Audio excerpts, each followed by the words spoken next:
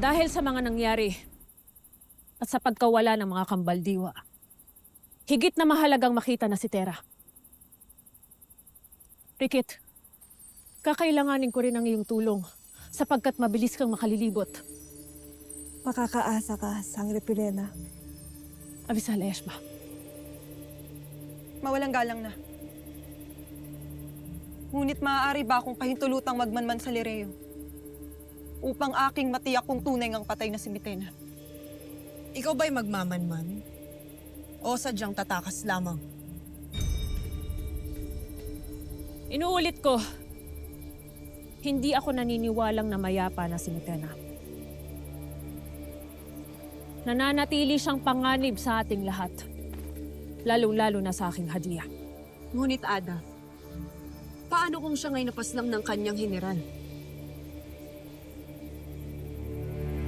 Hindi nagkakamali ang Akashic sapagkat nakasaad doon na si Tera at Mitena ay magtutunggali. Kaya't hindi maaaring si Saur lamang ang kikitil sa buhay ng warkang Mitena na iyan. Batid kung siya ay buhay pa, kaya't iba yung pag-iingat ang ipinapayo ko sa inyong paghahanap kay Tera.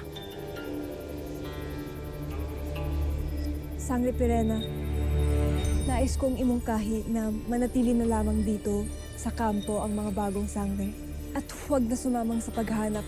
Mas mabuti pang hindi na muna sila maghiwa-hiwalay.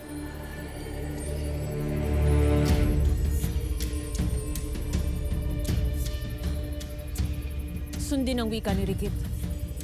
Ipagpatuloy ang paghahanap kay Tera. Ako na may tutungo sa Adamya upang makausap si Nunong Imaw.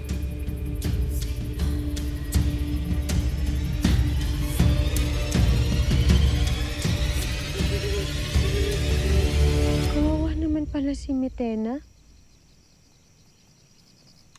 Bukod sa iniwan na nga siya mag-isa, pinagmalupitan pa siya ng higante. Ngayon, mas naiintindihan ko na kung ano yung pinanggagalingan niya.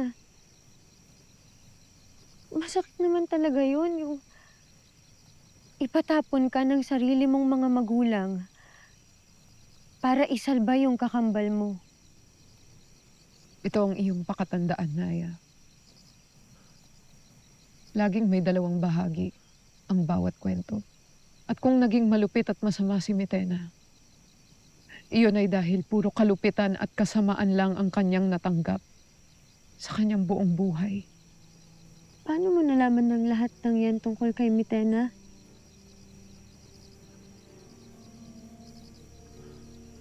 Bakit ganyan na lang yung pagkakakilala mo sa kanya?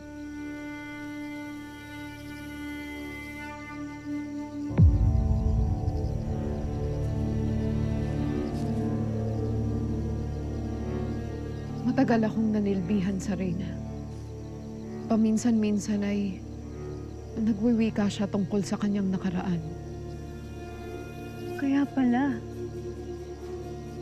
ang dami mo nang naibahagi sa akin ng mga kwento. Ngunit hindi ko pa rin batid kung ano yung pangalan mo.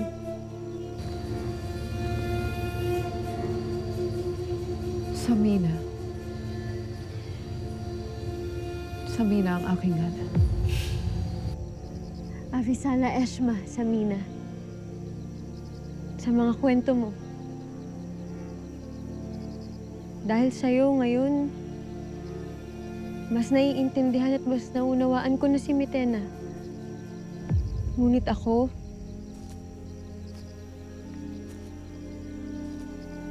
naniniwala ako na meron man tayong masamang nakaraan, tayo pa rin ang may hawak na magiging pagkatao natin. Kaya kung si Mitena meron man siyang pinagdadaanan na malungkot, hindi yun sapat na rason para maging malupit siya. Hindi yun sapat na rason para ibuhos niya sa buong Encantadia ang lahat ng galit at ang lahat ng sama ng loob niya.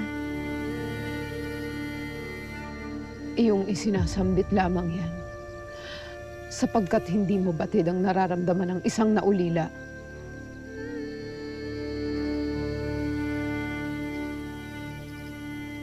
Batid ko, Samina.